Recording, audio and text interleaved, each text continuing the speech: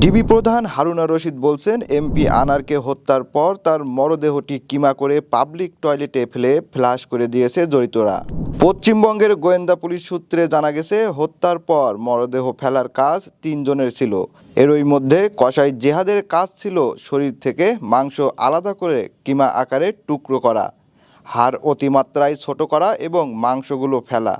অপরদিকে নেপালে পলাতক সিয়ামের দায়িত্ব ছিল হাড় এবং মাথার খুলি অন্যত্র ফেলা, এবং এই দুইজনকে পরিকল্পনা দিয়েছিলেন তৃতীয় একজন।